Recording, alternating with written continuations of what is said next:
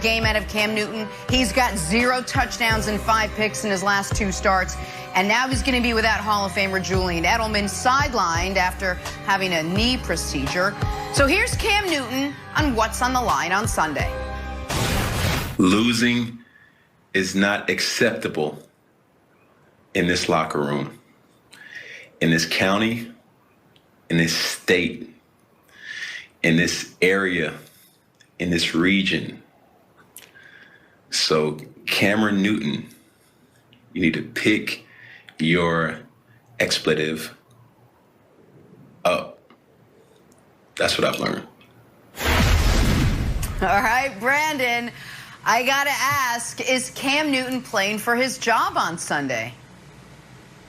Well, you heard him. Yes, absolutely, especially when you look at last week being benched. Now, the alternative is what? You know, it's not great. But I just think that the Patriots are in a position where if they lose this game, they could blow this thing up. They don't do anything well. He also had some interesting quotes yesterday where he talked about this not being on Josh McDaniels, this not being on Jad Fish. Yesterday I talked about, you know, man, there's something sloppy about this team. Protection. You never see free runners running at the quarterback. We haven't seen that in 15 years. And Cam yesterday talked about, this is on me. I got to start with first IDing who the mic is. You always see the quarterbacks, the Peyton Mannings, the Tom Brady's of the world, even Cam, before they even hike the ball. 55's the mic, 55's the mic. I don't know if he's doing that correctly right now, going off of what I'm seeing on film and also from his comments. You're seeing these free runners. You never see that. Before you can drop back and make a good throw and before we can even discuss the picks or touchdowns, we got to first make sure our guys are set first. Make sure he's +2. Make sure the motion is coming. Make sure the protection is set. And then you get into playing the game. But there's too much thinking going on. And this highlights, Nick, why, you know, guys like Tom Brady going to Tampa and doing what he's doing right now is so special, because that process takes a while. I talked to Mike Vick, and Vick said it takes a year before you can master an offense. So you're seeing Cam Newton being in his head. And before we can even discuss can he get back on track, he first has to get this offense down, Nick. Well, so a few things. First of all, Cam's press conferences are usually great, but he gave every geographical designation there, and he didn't say Commonwealth, and he plays Massachusetts as Commonwealth. So A, bad job by Cam there geographically. B, this is a fork in the road moment for the Patriots, but not for Cam. Cam's going to be the starter next week against the Jets no matter what. You know why? Because what are the other options? There aren't any.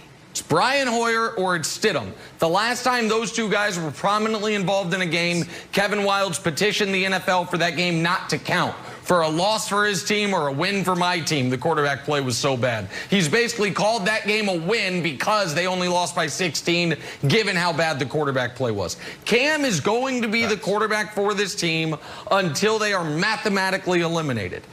But Wildes, I have good news for Cam Newton, and I have good news for the Patriots. And the good news is one name, it is 2 words.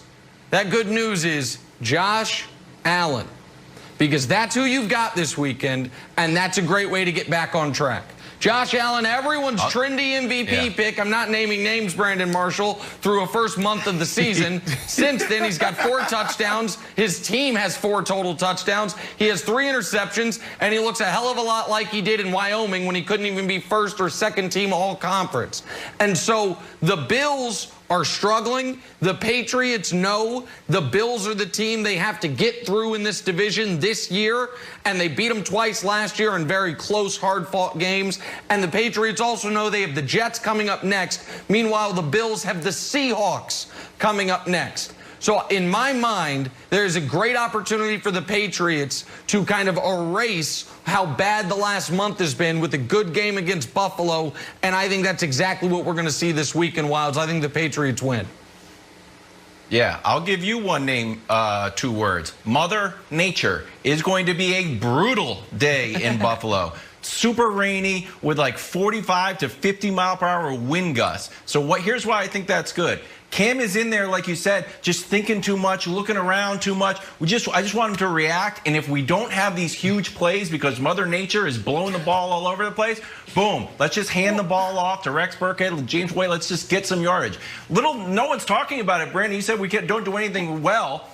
It's because really we have bad PR. Nothing. We're the 4th best rushing team in the league. We run more per game than the Titans, but it's just we haven't done it recently. It went from 250, 185, 117, then 94. And that's what I'm saying. I know, but we still run the ball. We just kind of got away from it. So now that it's going to be pouring rain, let's just hand the ball off, just do simple stuff. And this is what we need to get Cam back on track. That's a good point. I'm glad we're not in a dome and Cam is supposed to sling it all around. I think let's just restart slow and just hand the ball off. Let's get some yards to get out of Buffalo with a win, Brandon. And that's the biggest, and yes, I mean, that's a valid point because their weakness and their greatest opportunity this week is against that defensive line. That defensive line is banged up. They got guys sitting on the bench, healthy scratches. This is the biggest opportunity. If they can get back to the run, it could possibly open back up that play action pass that they did so well week 1, week 2 of this season.